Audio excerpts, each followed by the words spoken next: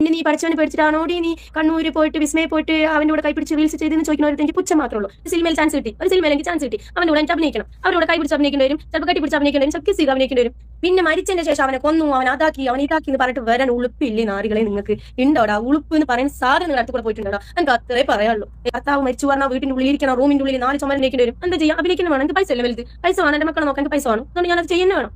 അതൊരു തെറ്റാണെന്ന് എന്റെ പഠിച്ചവൻ എനിക്ക് പറയുന്നില്ല. അതിന്റെ ജീവിത മാർഗ്ഗമാണ്. മമ്മൂട്ടി അഭിനയിക്കുന്നുണ്ട്, മോഹൻലാൽ അഭിനയിക്കുന്നുണ്ട്, അതുപോലെ പല നടന്മാരും അഭിനയിക്കുന്നുണ്ട്. എത്രയോ മുസ്ലിം നടിമാരുണ്ട്. അവർക്കൊന്നും ഇല്ലാത്ത ഐത്യവും വേറുള്ളതും ഭർത്താക്കന്മാരില്ലാത്ത ഞങ്ങൾക്ക് മാത്രം എന്തിനാണ് നിങ്ങൾ വെച്ചിരിക്കുന്നത്? ഞാൻ തന്നെയാണ് 5 മക്കളെ പെറ്റുകൊണ്ട് ഞാൻ തള്ളാവില്ല. 5 മക്കളെ പ്രസവിച്ചു. അതിന്റെ വീട്ടുകാരി എന്നെ 15 വയസ്സിൽ കെട്ടിച്ചെടുത്തോണ്ട് ഈ പ്രായം വരെ എനിക്ക് 5 മക്കളായി +1 പഠിക്കണം മോനായി. അത് എന്റെ കുറ്റമല്ല. പിന്നെ എന്റെ ഇക്കിട്ട് പോയതും എന്റെ കുറ്റമല്ല. അത് പടച്ചോൻ വിധിച്ചതാണ്. ഞങ്ങൾക്ക് വിധിച്ചത് ഇങ്ങനെയാണ്. ഞങ്ങൾക്ക് വിധിച്ചത് 15 കൊല്ലത്തെ ജീവിതമാണ്. അതുകൊണ്ട് ഞാൻ അതിലൂടെ അത് ഞാൻ അക്സെപ്റ്റ് ചെയ്ത് ജീവിക്കുന്നു. പിന്നെ ഇന്ത്യക്കാനൊക്കെ ഒന്ന് ഇതാക്കി ഞങ്ങൾ 15 കൊല്ലം ജീവിച്ചപ്പോൾ ഞങ്ങളുടെ കൂടെ വരാത്ത ജനങ്ങൾ, അല്ലെങ്കിൽ ഞങ്ങളുടെ കൂടെ നിൽക്കാത്ത കുടുംബങ്ങൾ എന്തിനാ എന്റെ ഇക്ക മരിച്ചതിന് ശേഷം ഞങ്ങളുടെ കൂടെ ഇതാക്കുന്ന വരുന്നത്? എന്തിനാ ഇക്കാന്റെ കാര്യം പറഞ്ഞിട്ട് വരുന്നത്, അല്ലെങ്കിൽ എന്റെ കാര്യം പറഞ്ഞിട്ട് വരുന്നത്? അതിന്റെ ആവശ്യമില്ല. ഒരാൾ ജീവിച്ചിരിക്കുമ്പോൾ അന്വേഷിക്കാത്ത ആൾക്കാർ ഒരാൾ ജീവിച്ചിരിക്കുമ്പോൾ മഹല്ലക്കാരായിക്കോട്ടെ, മനുഷ്യ നാട്ടുകാരായിക്കോട്ടെ, വേറുള്ളവരായിക്കോട്ടെ, ഒരാൾ ജീവിച്ചിരിക്കുമ്പോൾ അവൻ എങ്ങനെയാണോ ജീവിക്കുന്നത്, അല്ലെങ്കിൽ അവൻ എങ്ങനെ ബുദ്ധിമുട്ടായിട്ടാണോ ജീവിക്കണമെന്ന് അന്വേഷിക്കാത്ത ആൾക്കാര് പിന്നെ മരിച്ചതിന് ശേഷം അവനെ കൊന്നു, അവൻ അതാക്കി, അവൻ ഇതാക്കി എന്ന് പറഞ്ഞിട്ട് വരാൻ ഉളുപ്പില്ലേ നാറികളെ നിങ്ങൾക്ക്?